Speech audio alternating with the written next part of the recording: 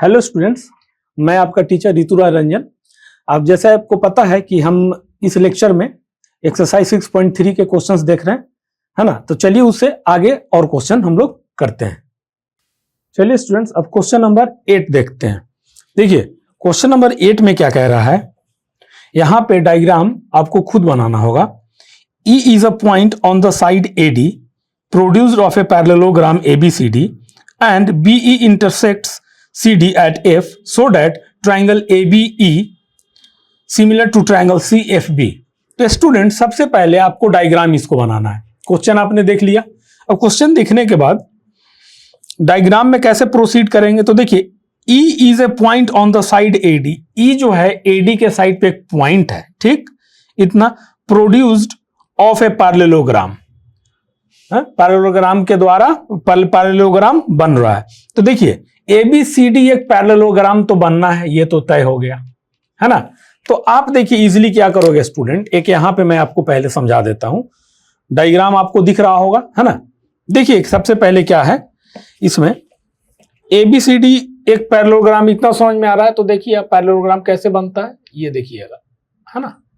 ये स्टूडेंट एक पैरेललोग्राम हो गया। मेरा उतना ज्यादा ठीक नहीं है, बट यहां से अगर आप थोड़ा सा ये ठीक कर दोगे तो और बढ़िया हो जाएगा। देखिए ये वाला थोड़ा सा नीचे, ये हो गया है कि नहीं। ए, है ना, इसको कहिए ए बी सी और डी। तो क्वेश्चन में देखिए एबीसीडी एक पैरेललोग्राम हो गया। अब कह रहा है E is a point on the side AD.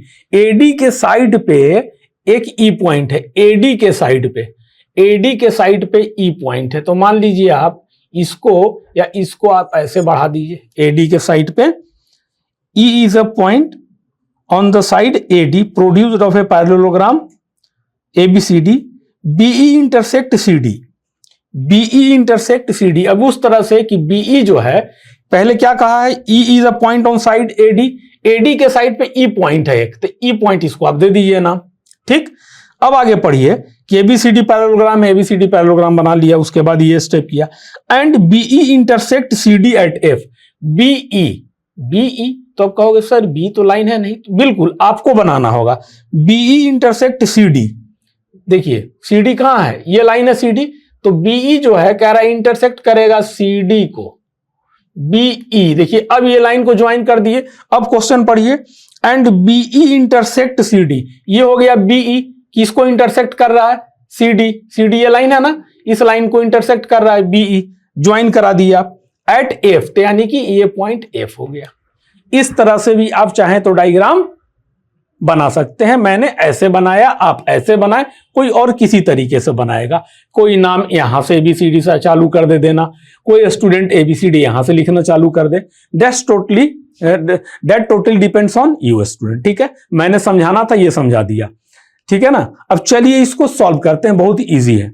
देखिए student ABCD is a parallelogram, ये गिवन है। B intersect CD at F, B जो है इंटरसेक्ट कर रहा सीडी को किस पॉइंट पे, एफ पे। तो देखिए यहां भी एफ दिया, उस डायग्राम को देखिए तो वहां भी एफ दिया हुआ है ना। We proceed accordingly question, according to question. अब डायग्राम बहुत जरूरी है बनाना, जो कि मैंने आपको बता दिया, है ना। टू प्रूव, आपको बताना क्या है, ए बी ई सिमिलर है सी एफ बी के। ए बी ई आइए, ए बी ई, ए यहां से देखिए आप, ए बी ई, है ना, A B E, A B E. तो आप एक तरह से ये वाला पूरा पार्ट हो गया, इसको सिमिलर करना सी एफ बी के। सी एफ बी कहां है देखिए, तो सी एफ बी, ये वाला, ये देखिए ये पूरा, ये पोर्शन भी आ जाएगा। ये पोर्शन देख लिए, दोनों मार्क कर दिया हूं सेम। ये पोर्शन सिमिलर करना इस पोर्शन के। अब आप चाहो तो अलग से ही बना लो, बट कोई जरूरत नहीं, यहां भी समझ लो, मैं यहां पे 2 बार दे दिया हूं। आपको ध्यान रहना चाहिए कि दिस और ये मतलब इतना पूरा मिला के इसके सिमिलर प्रूफ करना है। तो अब आ जाइए, ऐसे आपको क्लियर दिख रहा है ना। चाहो तो कुछ देर के लिए ये वाला भी हटा सकते हो। ये वाला को आप क्या करोगे स्टूडेंट, ऐसे उस समय के लिए इसको मिटा दो। एक मैं आपको ये बता रहा हूं, ताकि आपको दिखे ये सब पूरा, है ना। तो देखिए आपने मिटा दिया ना। अब आइए, जब यहां पे आपने मिटा दिया स्टूडेंट, अब आइए सिमिलर प्रूफ कीजिए। तो आप कहोगे कि सर ये ट्राइंगल और इस ट्राइंगल की अगर हम बात कर रहे हैं CFB, CFB और ABE, ABE, तो अब आप क्या करेंगे इसमें? तो आप बोलोगे कि सर इसमें एक चीज हमको समझ में आ रहा है कि ये वाला पॉइंट को अगर हम हटा देंगे तो हम एंगल नहीं बता पाएंगे, तो इसको हमको ज्वाइन करना चाहिए, इसको अपने फायदे के लिए हमको ज्वाइन ही रहने देना चाहिए। चलिए ज्वाइन कर दिए हम, है ना, क्योंकि इससे थोड़ा सा मिस्टेक क्या आएगा उसमें बताता हूं आपको।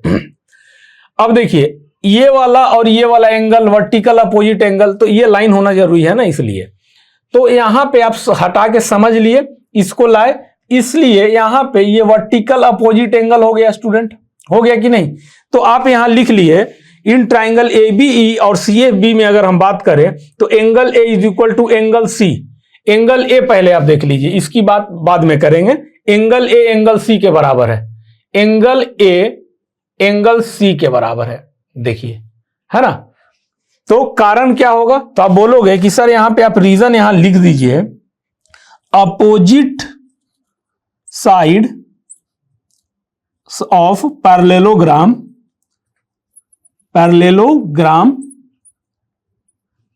आर इक्वल, है ना, ये होगा।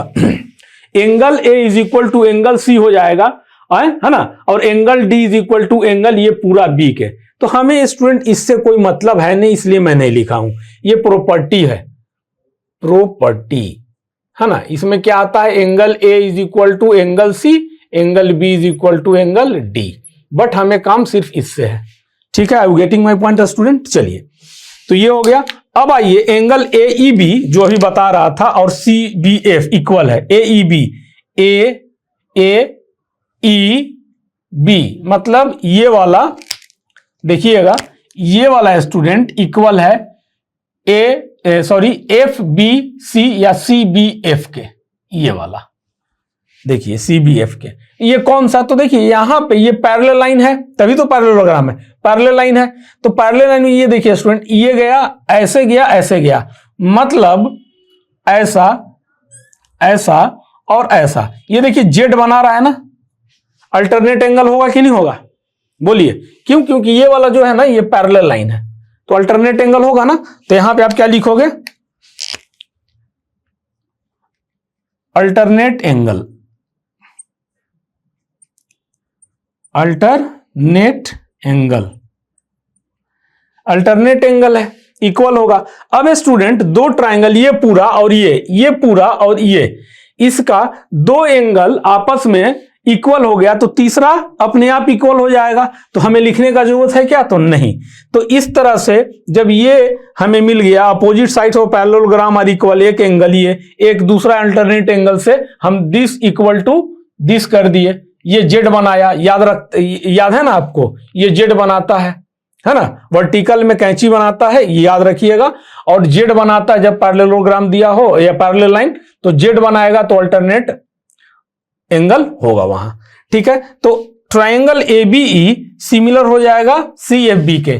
तो ABE किसके सिमिलर हो जाएगा? ये पूरा जो है सिमिलर हो जाएगा आपको CBF के। हो गया कि नहीं सिमिलर? बताइए। तो सिमिलर जब हो गया, प्रूफ हो गया, तो किस प्रॉपर्टी से? तो आप लिखोगे बाई डबल ए सिमिलैरिटी। लिखने के लिए आप ट्रिपल A भी लिख सकते हैं, बट ठीक है, डबल A से ज्यादा मेहनत क्यों करना, है ना। अगर बचे तो बचाएं। चलिए, बाई डबल ए सिमिलैरिटी। तो ये क्वेश्चन स्टूडेंट समझ में आया आपको? बहुत इंटरेस्टिंग था, है ना। ठीक है स्टूडेंट्स, आज के इस वीडियो में इतना ही क्वेश्चंस। अब हम लोग नेक्स्ट में आगे के क्वेश्चंस को देखेंगे। Thank you students.